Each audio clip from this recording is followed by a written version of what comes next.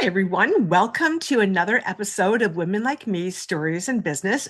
I'm Julie Fairhurst, your host, and I'm here with a very interesting lady today. We are going to get a lot of value out of this time that we're going to have together. So please hang in and I hope you learned something. So, have you ever worked harder, taken on more, stayed agreeable, and proven yourself again and again, only to discover that competence alone was not enough to move you forward? Many women are told they need to have more confidence, strength, executive presence, or a thicker skin.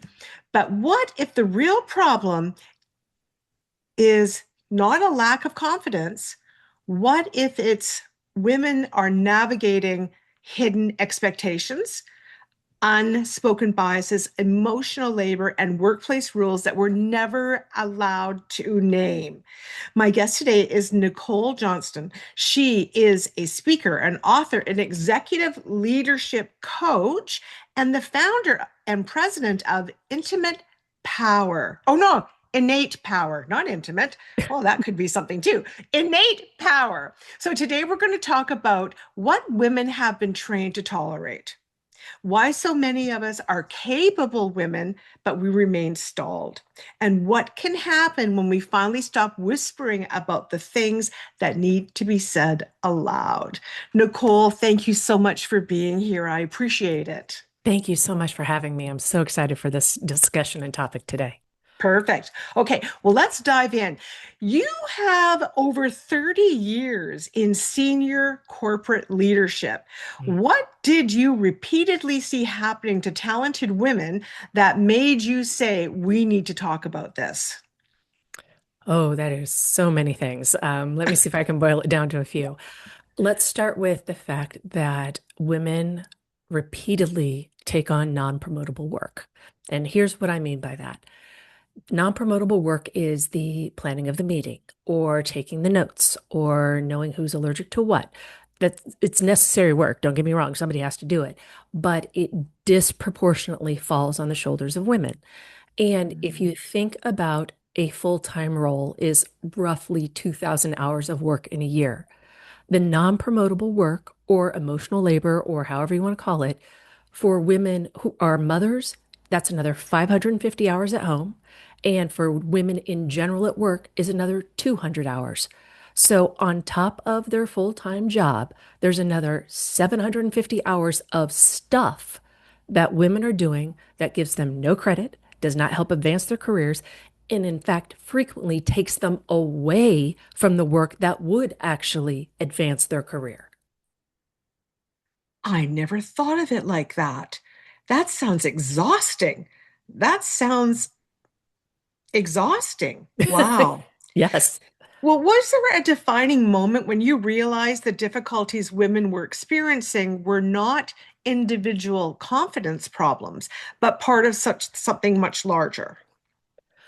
There were a series of small moments that I had. I remember, for example, one time within a team I was in, which it was great that they rotated it, there was cleanup responsibility after we'd have a team meeting.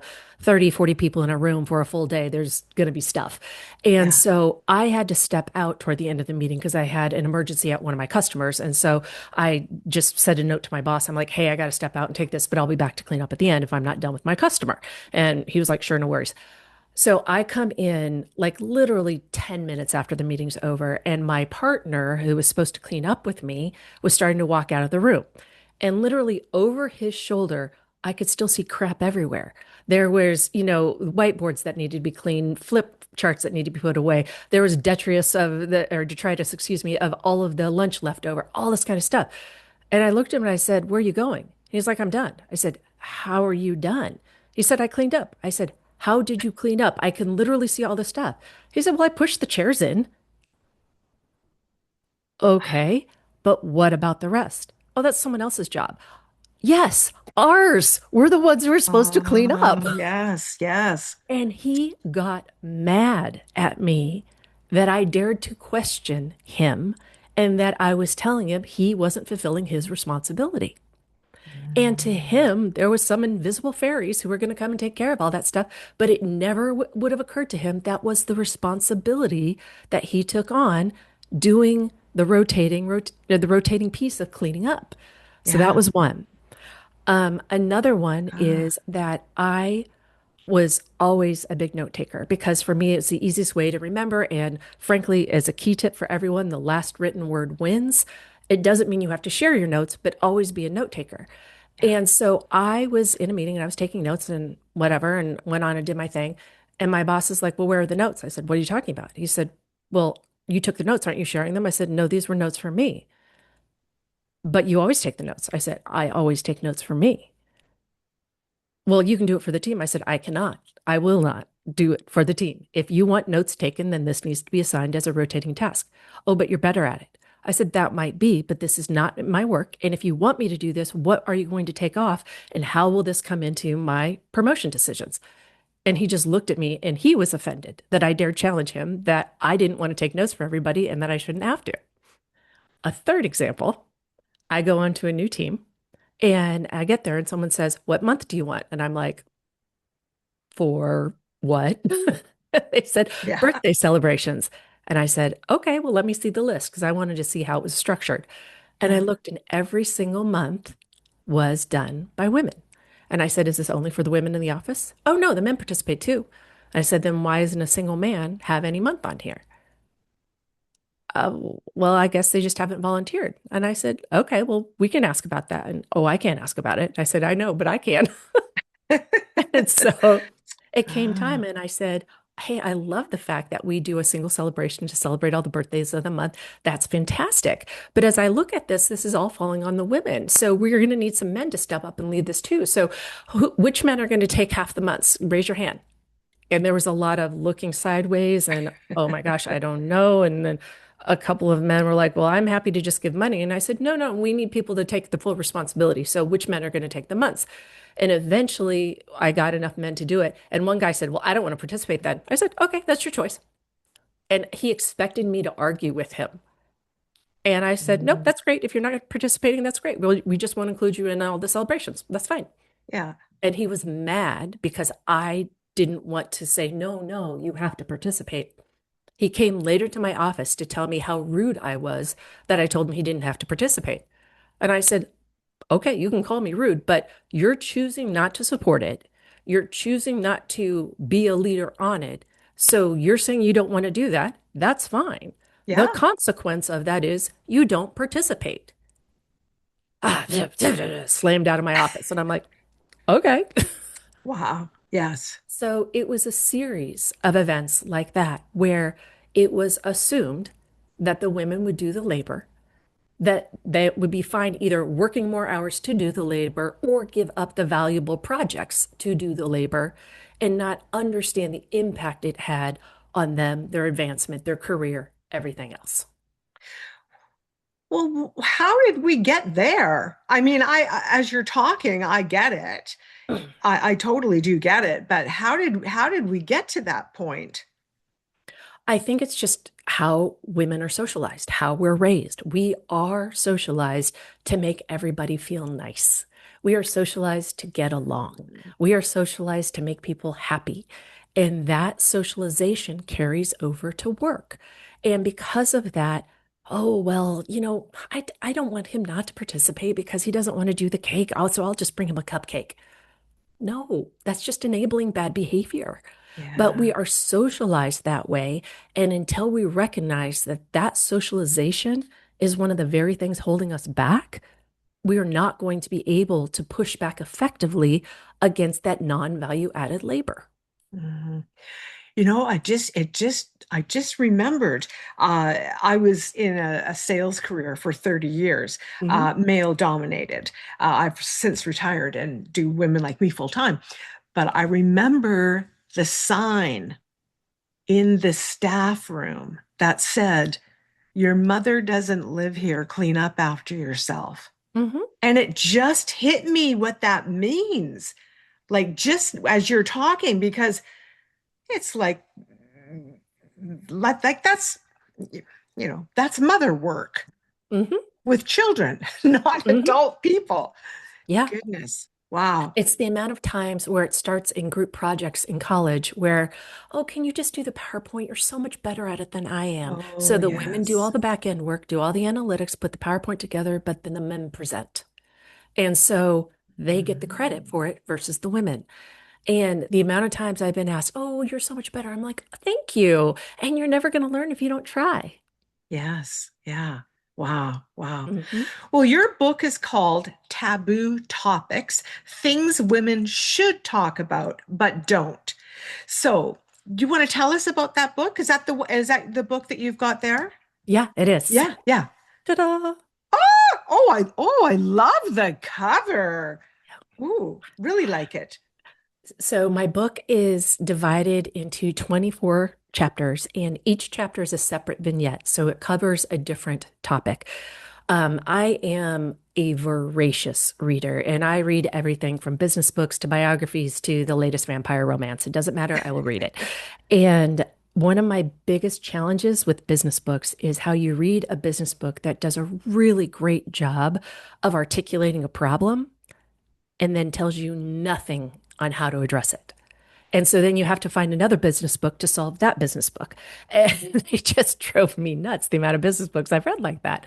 And so I was very intentional in this that I wanted to make it very easy to say, here's the issue. Here's ways you can handle it. And here's some easy tips, next steps. I mean, like even in the chapter talking about getting a promotion, I wrote the email out for you and said, fill this in, and just wrote it out because I wanted to make it easy for you to take that next step. So, Yeah. but there's 24 topics in there and it's wide ranging from both personal and professional. But I wanted to really make it actionable so that women could take not only understand that there was a gap, but take an easy step to start to close the gap. Yes. Yeah. Wow. Well, what are some of the unwritten rules women are expected to understand in leadership, even though no one ever explained them? Oh gosh, there are so many. I think one of the most important ones is never, ever, ever assume your boss knows your work, ever. Oh, mhm. Because I know so many women who put their head down, work hard, and think, oh my gosh, of course they know what I'm doing because I'm doing all of this. Your boss doesn't know your work. And because of that, women assume that that sheer competence will put them in the promotion discussions. But an ability to complete tasks is not what gets you promoted. Promotions are based on the perception of your leadership potential. And if Mm, all you're doing is putting your head down, getting work done, no one sees your leadership potential. They don't see your thinking. interesting. They don't see your ability to communicate. They don't see your ability to drive consensus. They don't see your ability to take complex things and pull it together and say, hey, what if we tried X? All they see is someone who's valuable in their role and keep going, soldier, and I'm going to give you that 2% raise every year and we'll be good. Instead Mhm. of, no, I want to be the next CFO, the next CMO, the next whatever. They just see someone who's really good at their tasks. So I'm just going to leave you alone to do your tasks. So never, Interesting. ever assume your boss knows what you're doing. You have to give yourself positive press. You have Yes. to let people know what you're working on, what your wins are, and all of that. Yeah. Yeah. Yes, for sure. Well, women are often told they need more executive presence. So, what does that phase really mean? And are women judged by a different standard than men? Yes to all of it. The phrase is an Yeah. easy cop out for people to not promote women. Is I'm sorry, that's blunt and direct, but that's what it is. Because it's very easy to say the paradigm is a white cis male. Any step you take away from that, because you're not a white cis male, oh, you don't have the executive presence that's defined by being a white cis male. And so it's a very easy way to connote people as other. So what executive presence is frequently a cop out. But what it should be is saying, are you demonstrating leadership thinking? Are you able to manage complex situations? Are you able to handle challenging situations? Do you have people who want to run through walls for you because you know, or they know that you have their back and you're going to do everything they have to support them and keep them going? That's what executive presence should be, but it is frequently not that. So again, because women put their heads down, get the work done, they are not speaking up in meetings. They're not challenging Mm. decisions. They're not bringing up, hey, the last time we tried XYZ, ABC happened and we all knew ABC was bad. So Yeah. how can we think differently about this? My first step in my mind is we actually need to start at this. They don't bring those kinds of things up. They talk about it to other people and then other people bring it up. Or if they Yes. do say something that's interesting, a man then he peats it, which means takes the woman's idea, shifts it 5 degrees and resays it, and suddenly the man gets credit. And women just let Mhm. that pass instead of saying, hey, Paul, thanks so much for building on my idea, but let me finish with what I was sharing, and then you can build on it further. They don't Yeah. reclaim credit. That is executive presence. You don't let other people take your ideas away from you. You don't not say things because it might be challenging. You don't not say things because it might be uncomfortable. Leadership presence is the ability to navigate that. Leadership presence is not standing in a suit in front of people and with your shoulders back and your head held high.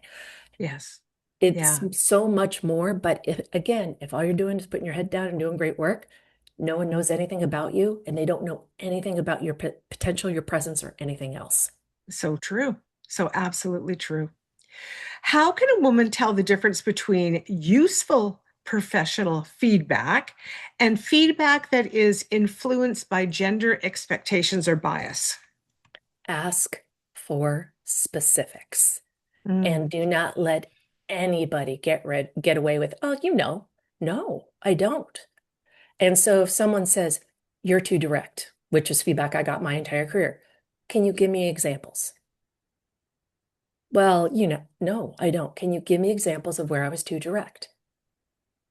And I did get some valuable feedback of, yeah, I guess I was a 2x4 between the eyes on that one. Got it. Thank you. That's helpful learning. And Yes. other times, I actually remember telling my boss, it's not that I'm too direct, it's that you're intimidated. And he said, Ah, and he told me, he's like, you're intimidating. I said, I am not intimidating. You choose to be intimidated by me. And he looked at me and he yes. says, I can't own your behavior. You have to own the fact that that's how you react to me. I can't own that for you. And my boss was just, oh, everything. Yes, of course. And years later, he came back to me and he said, you really pissed me off when you said that. And I said, okay. And I said, was I wrong? He's like, no, that's why I was pissed. But later we talked about it, but it is Yeah. so easy to be overwhelmed by people saying, well, this is what's said. Well, this is what, and you try to own a cloud. It's ephemera. You can't own that. So always get specifics because when people were able to give me specific feedback on being direct, it was huge learning for me. It was mind opening. But just owning the fact that I'm a direct communicator, yeah, I am. But I don't know what you want me to change if you can't give me specifics. Always, always, always ask for specifics and never let them get away with, oh, Oh, such great advice. Absolutely. Well, what should a woman say when she receives vague feedback? This might actually be similar to what we were just talking about, because they're saying you need to be more confident, you need to be you're too emotional, or you're not quite leadership material. Like if somebody says you're not quite leadership material, what should you say to that? what exactly do you need me to demonstrate to be considered leadership material? Make them put it in writing. Don't let them get away with fluff. Oh, you need to be Yeah, more confident. How do I need to act? What do I need to demonstrate so that you see my confidence? Be specific. The yeah. fluff is where it holds women back. The Mhm. specifics are something you can then argue against, meaning you told me I needed to do XYZ to demonstrate leadership presence. I have done it on these times and these days. What is now holding me back? Get specific. Yeah. Yeah. Well, why can over delivering actually make a woman less visible strategically? There is work in life where you only know about them when things go wrong. Think of, I mean, the obvious Mm. examples like a plumber, you know, when you Yeah. need a plumber, life is not good. No. And so if you become that person that you only get thought about if things go bad, then you're a role player in a specific niche. You want to be Mhm. thought of as the person of, hey, we have a great new opportunity with this client. Hey, there's this possibility that we could land this huge project and we need big brains on it. You want to be in that discussion, not the discussion of, oh crap, this went wrong. We got to call her again. You don't want that discussion. You want to be in the big opportunity discussion. And so if you are consistently over delivering and nothing ever goes wrong, oh, great. We just hit play and put you on repeat, and that's it. Yeah, yeah. So why are women so expected to manage emotions, the relationships, the celebrations, the conflicts, the general well-being of everybody around them? So it's not in our job description. So why is it assumed that we're going to do that? And why do Well, we let ourselves? oh yeah. I mean, it goes back to societal expectations. Yeah. Let me tell you a story of when I had moved to Cincinnati for the second time. I had gone into the office that day and I worked there in the morning. And then I went and told my boss, I said, hey, I need to work from home this afternoon because the cable Wi-Fi, everything's getting installed. And literally coming out of his mouth, he said, but can't your wife? And then he Uh, stopped. And I said, oh man, I wish I had a wife who could do that for me. But no, since I'm single, I got to take care of that myself. And I remember thinking, this guy has moved all over the world. He's done all of these big roles, and he has had a wife managing his entire life. So uh, all he had to do was show up to work. Huh, yes. that must be different. And so that was my aha moment. And then I started paying attention to the fact that men are expected to work. Women are expected to work and make work and life flow. So Right. it's the unwritten expectations on top of it, because that's what they do at home. That's what the women in their lives do, that men just assume that will continue at work. And we let it because the emotional labor, the non-promotable work is work, but most women don't recognize it as such. And so because of that, they just assume it and take it on because that's just part of life. And then we end up doing an awful lot of work. Yeah. Yeah. How can we stop that? I think it's first of all is that women need to like take a week and write it all down. Mm, Everything that they do, whether it's getting Jimmy to soccer practice or taking care of the lunch order for the meeting, literally everything. Write it down. And for a week, just capture it all and then sit back and see how much of that work will not advance your career. How much of it is there that mm. is just filler, not something that will help you? Just how much? Start paying attention. And then if it's something that you've been doing that's just nice, stop doing it.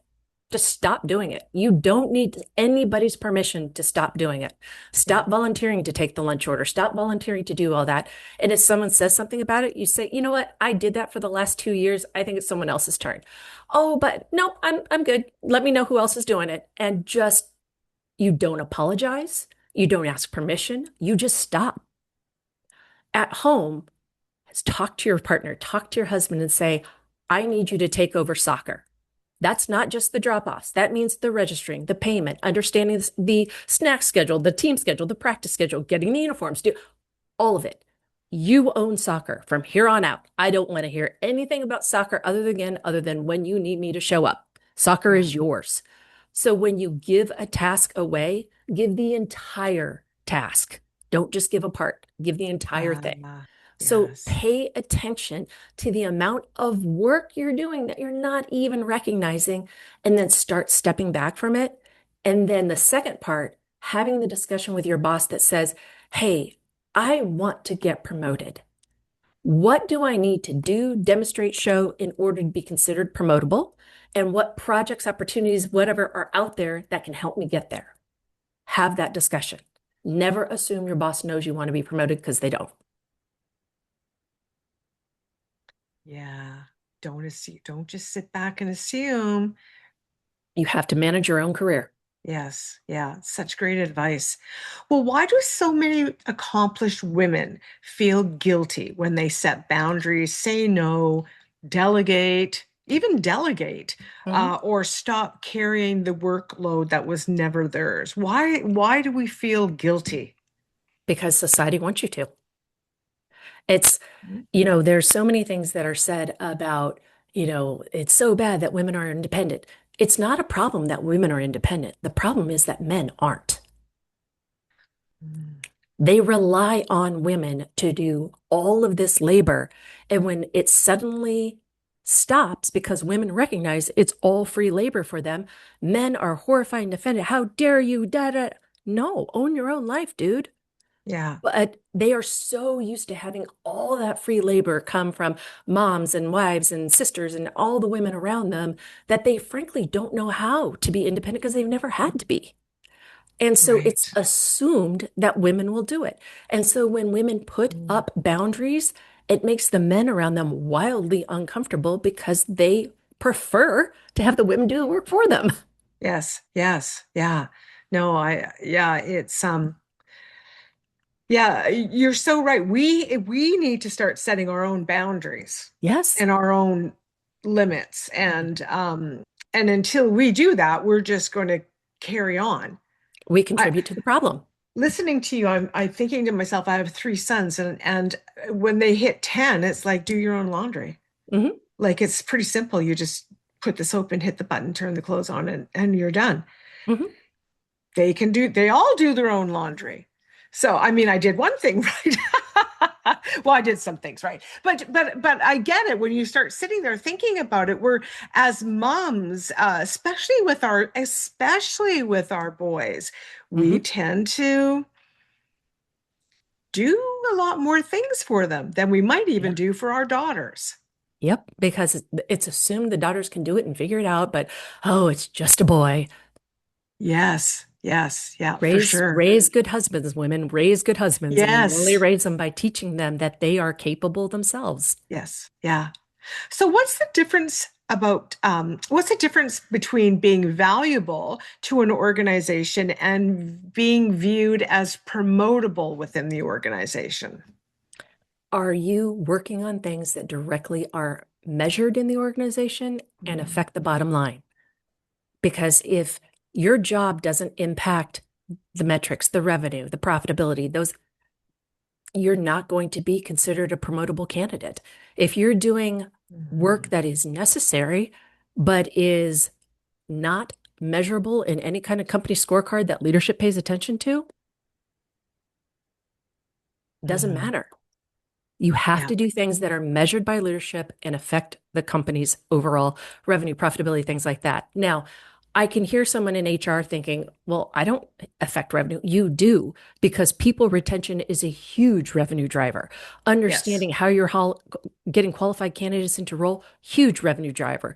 People management is a huge driver. So don't look at it as I have to be in finance or I have to be in sales. No, there's Right. all of them are in there, but you have to be able to measure what you do. If you do not have a number in every single line of your resume, on every single line of your annual review, you are talking about activities and not results. You have to drive everything you do to a result. The easiest way to do that is to get a number in there. Yes, yes, for sure. What conversation should women be having with decision makers before a promotion becomes available? So, anytime I start a new role, I always have one on ones with everybody who reports to me. And I want the one-on-ones not to just be, well, I'm in this role for this long and then this role for that. I can read all that in their folder, right? The profile. I want to know what they want to be when they grow up. I want to know if I'm going to be rooting against them on football Saturday. I need to know who they are as people, right? But if someone is in my role is, 4 years into the company and they tell me, I want to be you. Okay, that is a very different way to think about someone than, oh, I don't know, I'll figure it out, blah, blah, blah. So having the ability to articulate what you want to do long term matters. And so like the day, because I worked for Procter& and Gamble for 20 years, the day I started at P&G, I said, I want to work internationally, period. And okay, whatever. And, the first couple bosses were like, that's cute, but it was what I talked about. And it took me 15 years, but I got there. And at 15 years, I was working in Geneva. And so, but I was very clear and very consistent on this is what I want to do. Now, part of the reason why I always said yes to moves was because if I wouldn't demonstrate flexibility in the US, why on earth would they move me overseas, right? And so Right. I had to make sure that my stated goal of working internationally, that the behaviors I was doing were matching that to get me there. But make sure you are transparent with your boss of, oh my gosh, thank you so much for this opportunity. What do you think is the most important thing that I get out of this role that will set me up for future growth? What are the biggest projects that I need to demonstrate success on that will help Yeah. you consider me as a leader? Ask those questions because you might be assuming, oh, well, I have to do X. And your boss is going, my gosh, if she only demonstrated Z, I would be thinking about her in this way. Get Mhm. clarity. Ask those questions. Yeah. Wow. Tell us a little bit more about innate power.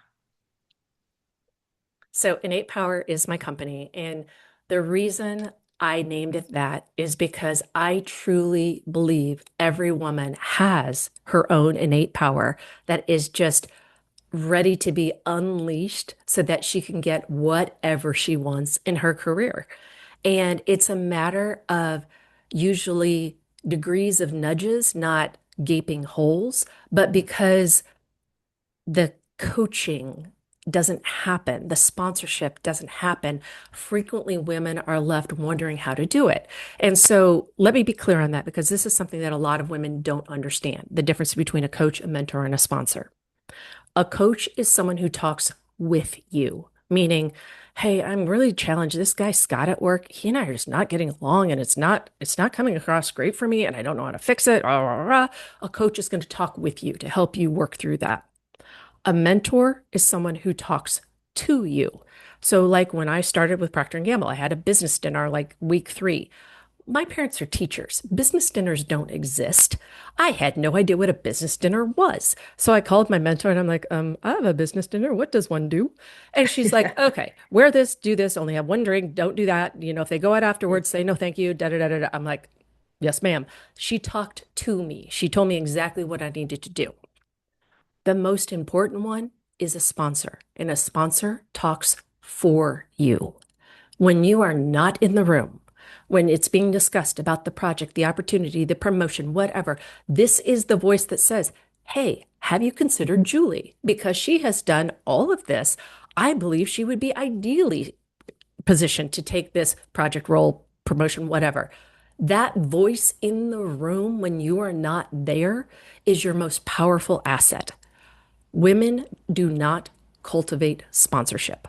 And sponsorship has to come from someone who has worked with you or around you. What I mean is, it could have been someone who was in your line of succession in a role. So they've seen your work, they know what's going on. Or maybe you worked with them on a project, or maybe you were working with them on a board, or maybe you were working with them on blah, blah, blah. They have to see your work. And then you have to continue to cultivate that relationship. Update them on what you're doing. Tell them what your success stories are. Tell them what's going on. Tell them what your hopes and dreams are and what you want to do and where you want to go. Share all of that because then when that room that's happening in the room where it happens, that is the voice that says, hey guys, no one's talking about Julie. We need to get Julie in this conversation. So you need to have all three relationships. Coach talks with, mentor talks to, coach and sponsor talks for. And women are very lacking on sponsorship. Yes. Yeah, for sure. I agree. I absolutely. So how do you help women? Oh, it really depends, but a lot of it deals with working on their executive communication, Mm. working on how they position themselves, how they talk about themselves, their visibility, their influence, helping them build a networking plan, helping them really be much more intentional about the management of their career instead of just doing the job, really laying out an entire plan about how you're going to manage your career to get you to where you want to go. So when does a woman come to you then? When she's sort of stuck in a role that she can't seem to, she wants to go here, has no idea how to get there, or feels she's being blocked? Like what stage of that are they coming to you? I work with usually women who've been working for like 12 years and up. And the reason is for your first 10 years of your career, especially in corporations, which is what I know. I mean, the Yeah, smallest company I worked for is $14 billion. So I'm not good with small companies. It's a very different world. But in large yeah, corporations, the first about 10 years of your career, a lot of times it's all individual contributor roles. And for that, it is, oh, they're doing the tasks, they're doing them well, here you go.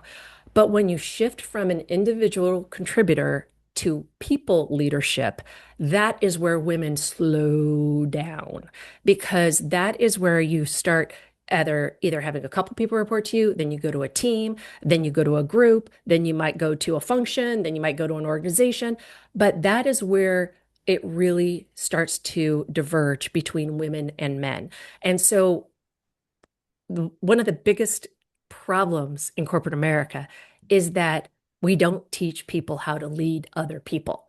And the first mm, time you do it, you're pretty much a hot mess because you do things that you know you would want, but the problem is that's not what your people want. And you have right. to learn and figure that out. And so, because women are held to a higher standard of perfection, we don't give them the grace to learn. And so when it comes time to start making these role jumps where you're having the people leadership that comes in them, you're not demonstrating it as clearly as you should, and you don't know how. So women come to me when they know they're stuck. They usually don't know why they're stuck, and they're trying to figure out what they need to do to get back in the game and get into that point of consideration. So that's usually where I end up talking to a lot of people, Yeah, is that in the 12 to 25 years in their career is where I help a lot of them. yeah. Wow. Well, you have so many insights. I mean, my goodness. Um, yeah, just you've really opened my mind for sure to some things, history mainly, but also some things going on at home and that kind of thing. So it's so true. We just yeah, we need all sorts of levels of you for all sorts of different people. For sure. So, Exactly.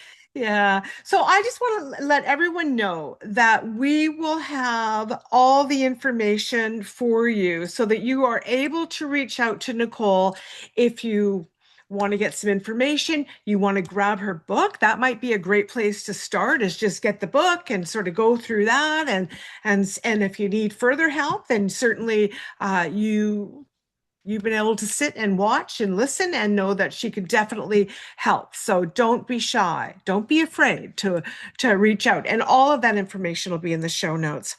So Nicole, I have one last question for you.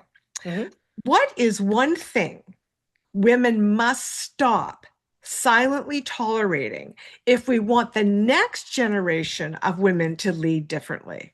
How do we help them?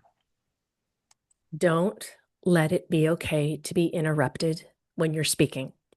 So there was a study that came out 4 or 5 years ago, I don't remember the exact date, that said that when women speak 15% of the time, men perceive it as equity.